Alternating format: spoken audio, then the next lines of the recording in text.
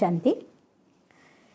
ഈ രോഗമുണ്ടല്ലോ തുടങ്ങി, ഇനി അത് എന്നെയും കൊണ്ടേ പോകും. ഒരിക്കൽ രോഗിയായ പിന്നെ വീണ്ടും പൂർണ്ണ ആരോഗ്യനാവുന്നത് കഷ്ടമാണ്. രോഗം തുടങ്ങിയാൽ പിന്നെ ഒന്നല്ലെങ്കിൽ ഒന്ന് പിന്നാലെ വന്നുകൊണ്ടിരിക്കും. അത് നമ്മുടെ വിധിയാണ്. ഇങ്ങനെ സ്വന്തം രോഗം വരുമ്പോഴത്തേക്കും, ഏതെങ്കിലും ഒരു രോഗം വന്നോട്ടെ, അത് ഏതും ആയിക്കോട്ടെ, ഒരു പനി വരുമ്പോൾ പോലും ഞാൻ രോഗിയായി എന്ന വിചാരത്തിൽ വരുന്ന ആളുകളെ നമ്മൾ കാണാറുണ്ട്. എന്തെങ്കിലും ഒരു ചെറിയ ആക്സിഡൻറ്റോ ഒരു മുറിവോ അല്ലെങ്കിൽ എന്തെങ്കിലും പറ്റുമ്പോഴത്തേക്കും അത് വലിയൊരു അസുഖമായി കണ്ടുകൊണ്ട് അതിനെ വലുതാക്കി കാണിക്കുന്ന ആളെയും കാണാം. പലരും തൻ്റെ രോഗത്തെ മൈൻഡ് ചെയ്യാൻ നടക്കണമെന്ന് പറയുന്നു. എന്നിരുന്നാൽ പോലും രോഗം അവരെ വിട്ടുമാറാത്തതായിട്ട് കാണാറുണ്ട്. എന്തുകൊണ്ട് രോഗം വിട്ടുമാറുന്നില്ല? എല്ലാവരുടെയും ചോദ്യം. എസ്പെഷ്യലി ലോ ഓഫ് അട്രാക്ഷനെ കുറിച്ച് ക്ലാസ് എടുക്കുന്ന സമയത്ത് കുറേ പേര് എന്നോട് ഈ ചോദ്യം ചോദിക്കാറുമുണ്ട്. ഇന്ന കാര്യങ്ങളൊക്കെ ഞങ്ങൾ ചെയ്തിട്ടും എന്തുകൊണ്ട് നമുക്ക് രോഗം മാറുന്നില്ല? ഒറ്റ കാര്യമേ ഉള്ളൂ, രോഗം മാറുന്നില്ല എങ്കിൽ ആ രോഗത്തെ നമ്മൾ വിട്ടുകൊടുക്കുന്നില്ല എന്നുള്ളതാണ് സത്യം. അപ്പോൾ ഒരു രോഗം മാത്രം വിട്ടുകൊടുക്കുന്നില്ല എന്നോ? രോഗം മാറ്റാൻ വേണ്ടിയിട്ടല്ലേ ഹോസ്പിറ്റലിൽ പോകുന്നുണ്ട്, ഡോക്ടറെ കാണുന്നുണ്ട്, മെഡിസിൻ എടുക്കുന്നുണ്ട്. ഇതെല്ലാം ചെയ്യുന്ന രോഗം മാറാൻ വേണ്ടി തന്നെയല്ലേ, രോഗം മാറാതിരിക്കാനല്ലല്ലോ എന്ന്. വാസ്തവത്തിൽ ഇതെല്ലാം ചെയ്യുന്നുണ്ട്. എന്നാലോചിച്ച് നോക്കിയൊക്കെ, ഹോസ്പിറ്റലിൽ രോഗം വരുമ്പോഴാണ് നമ്മൾ പോകുന്നത്. അപ്പോൾ ഹോസ്പിറ്റലിലേക്ക് ഞാൻ പോകുന്നുണ്ട്, ഡോക്ടറെ കാണുന്നുണ്ട്, അതിലും രോഗം ഒളിച്ചിരിക്കുകയാണ്. ഡോക്ടറെ എനിക്ക് കാണണം, എനിക്ക് ചെയ്യണം എന്നതായിരിക്കുന്ന, ഡോക്ടറെ കാണിക്കേണ്ട ചെയ്യേണ്ട എന്നല്ല ഞാൻ പറയുന്നത്. എൻ്റെ മൈൻഡിൻ്റെ ഉള്ളിൽ ഒരു ദിവസം, ഉദാഹരണം പറയുകയാണ്, എൻ്റെ 25-ാം തീയതി, പലപ്പോഴും എൻ്റെ അനുഭവം ഞാൻ നിങ്ങളടുത്ത് പറഞ്ഞിരുന്നത് കേട്ടോ, 25-ാം തീയതി ഡോക്ടറെ കാണാൻ ഫിക്സ് ചെയ്ത ദിവസമാണ്. 15 ദിവസം കഴിഞ്ഞിട്ട് വരാൻ ഡോക്ടർ പറഞ്ഞിട്ടുണ്ട്.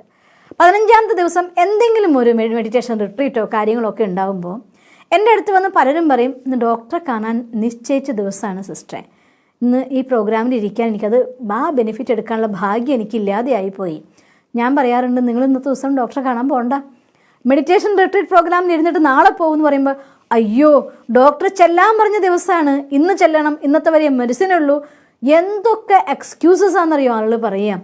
അന്നത്തെ ദിവസം ഡോക്ടറെ കണ്ടില്ലെങ്കിൽ ആകാശടിഞ്ഞ് താഴെ വീഴുന്ന വിചാരം. സത്യമായിട്ട് ഞാൻ പറയട്ടെ, മനസ്സുകൊണ്ട് ആ രോഗത്തെ ചികിത്സിക്കാൻ വേണ്ടി ഡോക്ടറെ അടുത്ത് പോകണമെന്നും മനസ്സുകൊണ്ട് ഞാൻ രോഗിയാണെന്നും ആക്സെപ്റ്റ് ചെയ്യുമ്പോഴാണ് ആ രീതിയിൽ നമ്മുടെ മനസ്സ് ബൗണ്ടഡ് ആവുന്നത്.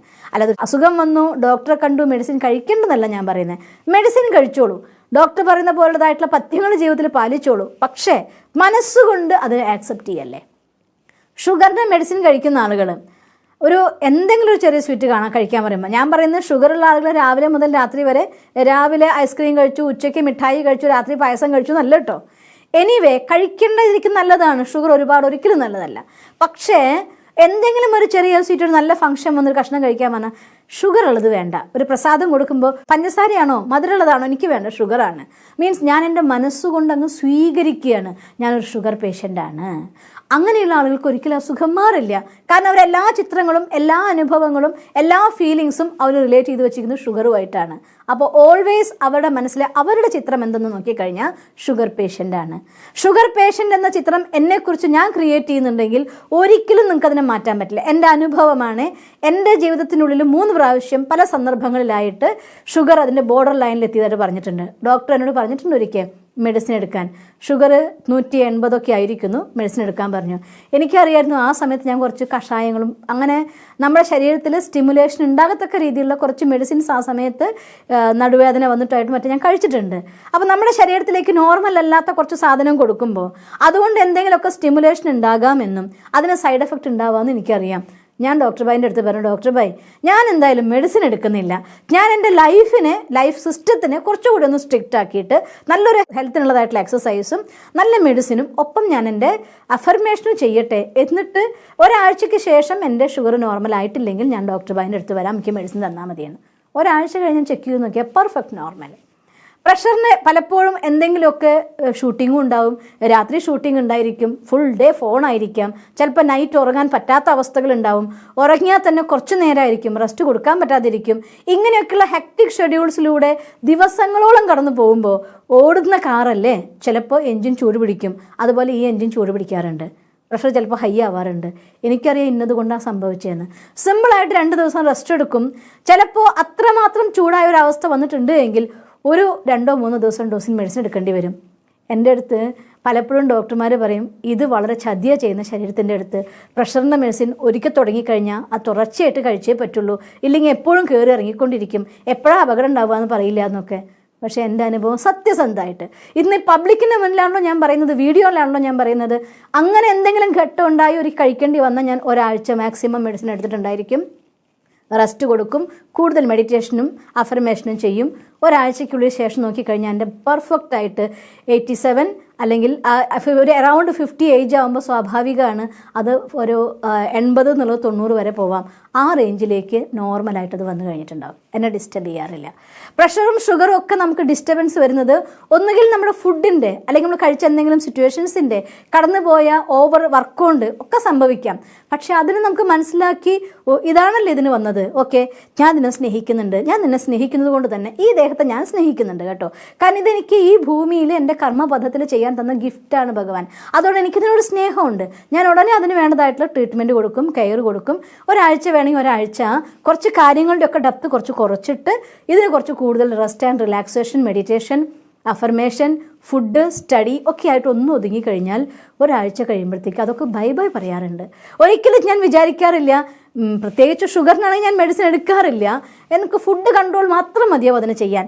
പക്ഷേ ഇങ്ങനെയുള്ള സാഹചര്യങ്ങളിലൂടെ കടന്നു പോകുമ്പോൾ ഡോക്ടർമാരൊക്കെ നമ്മുടെ അടുത്ത് പറയും ഇത് 3 മാസമായി തുടർച്ചയായിട്ട് നിങ്ങൾ അറ്റാക്ക് ചെയ്യുന്നു, ഇത്ര സമയമായി നിങ്ങളുടെ കൂടെ നിൽക്കുന്നു, 1-2 ആഴ്ച 3 ആഴ്ച കാലഘട്ടത്തോളം 176 110 പ്രഷർ നിന്നിട്ടുണ്ട് ഒരു കാലഘട്ടത്തിൽ എനിക്ക്. കാരണം അന്നത്തെ ദിവസം രാവിലെ 3 മണി മുതൽ രാത്രി 11 മണി വരെ ഡിഫറൻറ്റ് ഫങ്ഷൻസിന് വേണ്ടി സെറ്റിംഗ്, ഗ്രൗണ്ട് സെറ്റിംഗ് അങ്ങനെയുള്ളതായിട്ടുള്ള ഓട്ടോ ഒരു മാസം ഞാൻ ഓടിയപ്പോൾ ലാസ്റ്റ് ആകുമ്പോഴത്തേക്ക് എൻ്റെ ശരീരം കൊച്ചെന്നെ റിയാക്ട് ചെയ്തു.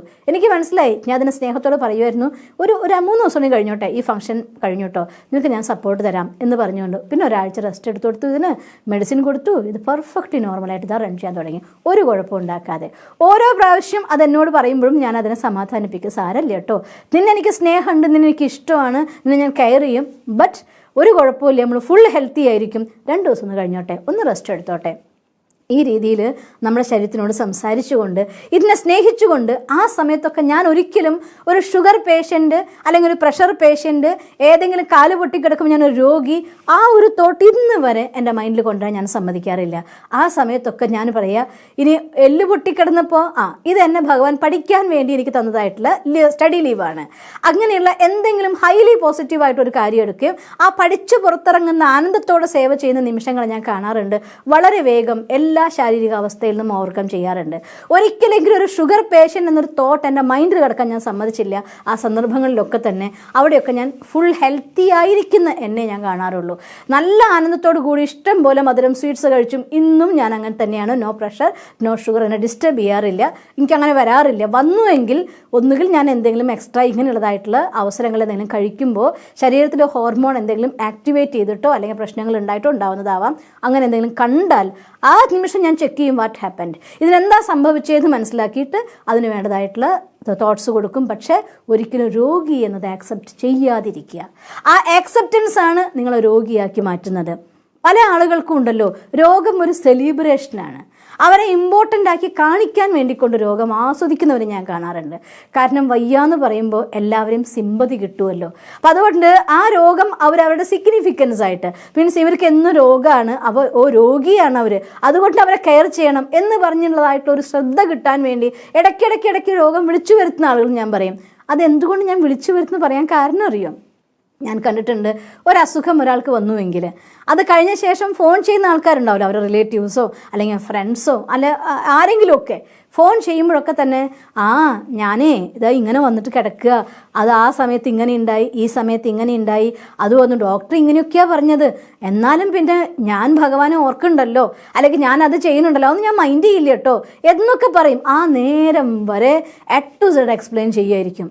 A to Z എക്സ്പ്ലെയിൻ ചെയ്യാൻ അർത്ഥം നിങ്ങൾ ആ കാര്യത്തിന് വീണ്ടും നിങ്ങളിലേക്ക് ആഹ്വാനം ചെയ്യുകയാണ്. എഗെയിൻ ആൻഡ് എഗെയിൻ ആഹ്വാനം ചെയ്യപ്പെടുന്ന ഏത് കാര്യം സത്യമല്ലാതിരിക്കുക. അവരെ സംബന്ധിച്ചിടത്തോളം സെലിബ്രേറ്റ് ചെയ്യുകയാണ് അവർ. എന്തിന് നമ്മുടെ രോഗാവസ്ഥയ്ക്ക് ഒരു പബ്ലിസിറ്റി? എന്തുണ്ടെങ്കിലും ശരി ഡോക്ടറായിട്ട് കൺസിഡർ ചെയ്യൂ, ഡോക്ടറോട് സംസാരിക്കൂ, കാര്യങ്ങൾ എന്താ ചെയ്യണമെങ്കിൽ ചെയ്യൂ. പക്ഷേ എല്ലാ ഫോൺ ചെയ്യുന്നവർക്കും എനിക്കിങ്ങനെ രോഗമാണ്, ഇങ്ങനെ വന്നു, ഡോക്ടർ അങ്ങനെ പറഞ്ഞു, ഇതെന്നാ പറയുന്ന പേര്. പിന്നെ അതിനേക്കാൾ വണ്ടറായിട്ട് തോന്നാറ് എനിക്ക് എന്തറിയോ, പണ്ടത്തെ കാലത്ത് മെഡിസിന് സൈഡ് എഫക്റ്റ് കുറവായിരുന്നു. റീസൺ എന്താണെന്നറിയോ നിങ്ങൾക്ക്? പണ്ടത്തെ കാലത്ത് ഒരു മെഡിസിൻ കിട്ടുമ്പോഴത്തേക്കും ഗൂഗിൾ എടുത്ത് ആരും സെർച്ച് ചെയ്യില്ല. ഇന്ന് ഡോക്ടർ ഒരു മെഡിസിൻ കുറിച്ച് കൊടുത്താൽ ഉടനെ ഗൂഗിളിൽ കയറി സെർച്ച് ചെയ്യും. ആ മെഡിസിനുള്ള എന്തൊക്കെ ഉണ്ട്, അതിൻ്റെ സൈഡ് എഫക്റ്റ് എന്തൊക്കെ ഉണ്ടാവാം, എല്ലാം വായിച്ച് പഠിച്ചിട്ട് ആ മെഡിസിൻ കഴിക്കും. അപ്പോൾ മെഡിസിൻ എഫക്റ്റ് ചെയ്യുന്നേക്കാൾ കൂടുതൽ സൈഡ് എഫക്റ്റ് ചെയ്യും. That's A truth. അതുകൊണ്ട് ജീവിതത്തിൽ അറിവ് നമുക്ക് വേണം. ആവശ്യമുള്ള കാര്യങ്ങൾക്ക് എന്തും നമുക്ക് നേടണം. പക്ഷെ എല്ലാത്തിനും വേണ്ടി കൊണ്ട് കലർത്താൻ പോയി കഴിഞ്ഞാൽ ഉള്ള സുഖവും സന്തോഷവും ഇല്ലാതാവുകയുള്ളൂ. അറിവ് ഉപയോഗിക്കേണ്ടടുത്ത് ഉപയോഗിക്കാനുള്ള അറിവ് വേണം.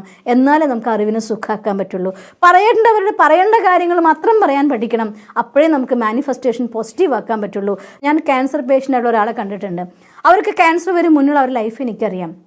ജീവിതത്തിൽ മകൻ മരിച്ചുപോയി, പെട്ടെന്നൊരു അപകടത്തിൽ പെട്ടിട്ട് ജീവിതം പിന്നെ ഉണ്ടായിപ്പോയതായിട്ടുള്ള ഒരു ക്രോണിക് പാനിക് സ്റ്റേജ് നമുക്ക് പറയാം. അത് കഴിഞ്ഞപ്പോൾ ഒരു ക്യാൻസർ വന്നു. ഞാൻ കണ്ടത് ക്യാൻസർ എന്ന് പറഞ്ഞ രോഗത്തിൻ്റെ പിന്നിൽ ഒരു ഹൈലി പാനിക് ആയിരിക്കുന്ന അഥവാ പെയിൻഫുൾ ആയിരിക്കുന്ന ഒരു സിറ്റുവേഷൻ കടന്നു പോകുമ്പോഴാണ് ജീവിതത്തിൽ പലർക്കും ക്യാൻസർ ഉണ്ടാവുന്നത്. അതുകൊണ്ട് ക്യാൻസർ ഉണ്ടാവുമ്പോൾ എന്നോട് ചോദിക്കും, ക്യാൻസർ ഇല്ലാതാക്കാനുള്ള അഫർമേഷൻ ഏത് വരി എഴുതണ്ടേ, ഏത് വരി ചിന്തിക്കണ്ടേ പറയൂ എന്ന് പറയും.